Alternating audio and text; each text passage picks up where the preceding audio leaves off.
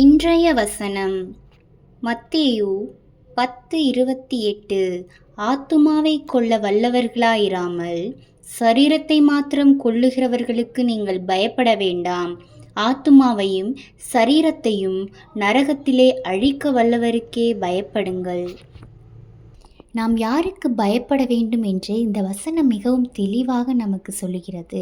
நாம் காணக்கூடிய இந்த சரீரத்தை மாத்திரம் கொள்ளுகிறவர்களாகிய மனுஷர்களுக்கு நாம் பயப்பட வேண்டாமாம். ஆனால் நாம் யாருக்கு பயப்பட வேண்டும்? ஆத்மாவையும் சரீரத்தையும் நரகத்திலே அழிக்க வல்லவர். ஏனென்றால் நம்முடைய ஆத்மாவும் சரீரமும் நரகத்திலே நித்தியமாய் வாழக்கூடிய ஒன்று. நாம் நம்முடைய கிரியைகளின் தக்கதாய் நம்முடைய பலனை நாம் அடைகிறோம். அது நரகமா பரலோகம் என்பது நம்முடைய கரத்திலே இருக்கிறது. ஆகையால் நாம் இந்த உலகத்திலே வாழ்வது 50 வருஷமோ 100 வருஷமோ என்று அது ஆண்டவருடைய கரத்திலே இருக்கிறது. ஆனால் நாம் நித்தியமாய் வாழ வேண்டியது பரலோகமும் நரகமும் மட்டும்தான். அதை நாம் முடிவு செய்வது அது நம்முடைய பரிசுத்தத்திலே இருக்கிறது.